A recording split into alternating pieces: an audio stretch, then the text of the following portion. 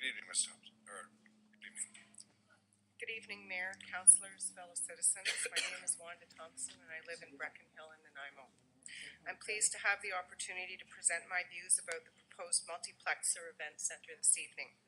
Before I begin, I'd like to recognize Councillor Hong, who engaged with me on this issue and provided information even though we disagree. I am a new resident of Nanaimo and chose to move to this city because of the weather, the oceans, the mountains, the parks, streams, lakes, and warm West Coast hospitality. Nanaimo is a city in transition, moving from a natural resource base to a service and knowledge-based economy. I want to see our city thrive and prosper, foster economic development, and attract investment. There are many ways to do this, but I do not see a publicly funded event center as the solution. I have two key messages for you. One, I do not support an event center that is funded by my municipal tax dollars. Two, you do not have the clear consent of taxpayers of this city to proceed with this project, and you have an obligation to hold a referendum.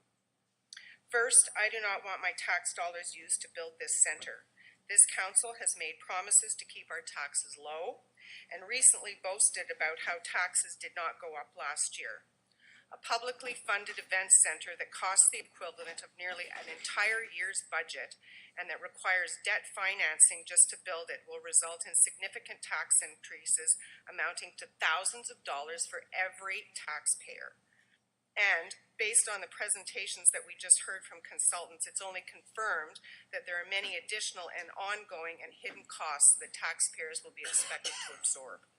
This city is already paying for two costly infrastructure projects, the Port Theatre and the Convention Centre.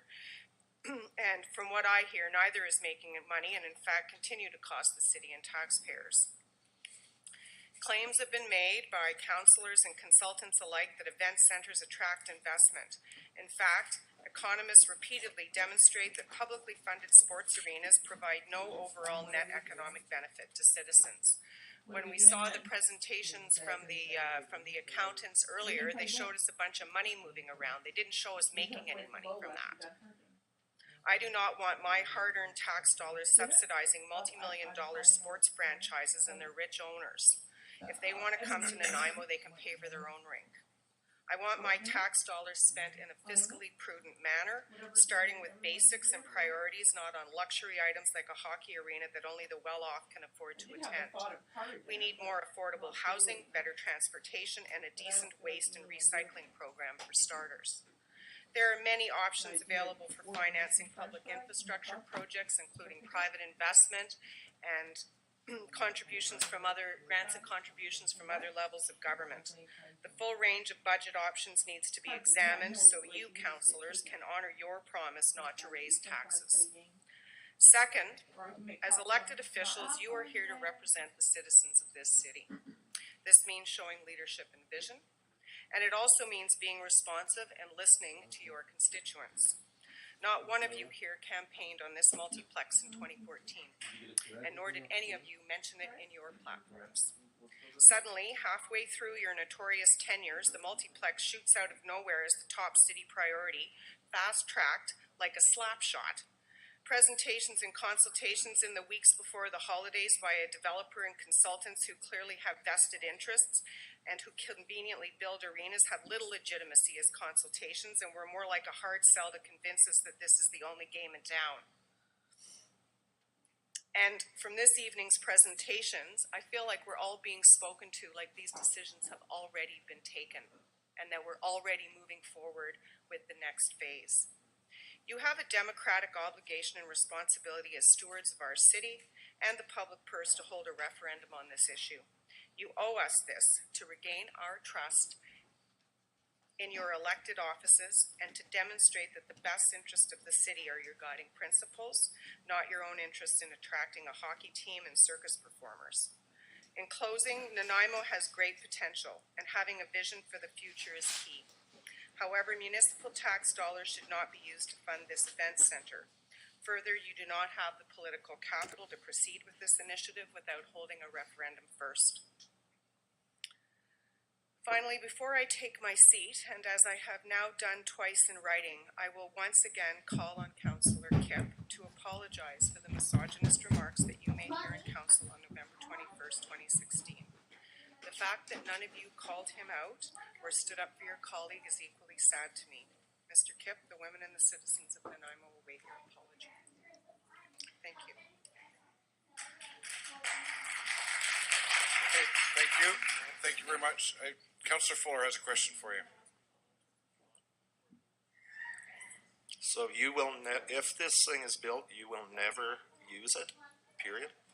Never? I'd like to see it built with a better distribution of funding from the private sector and other levels of government, not by municipal tax I got that dollars. from your. I don't disagree I got that from your presentation.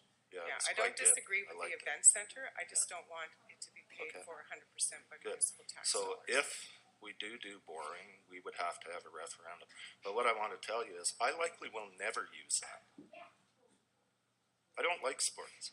I don't watch sports. I don't do sports. I go for walks in the woods. I will likely never use it. But I'm keeping an open mind on it because I know people that will. And what I don't like particularly that we're getting is a lot of stuff around. We need more affordable housing. We need the poor. We need to bring up the poor. I work with them every day. I work with the chronically homeless. I feed the hungry in the city of Nanaimo. And these are people that when I talk to them, they would like to see it.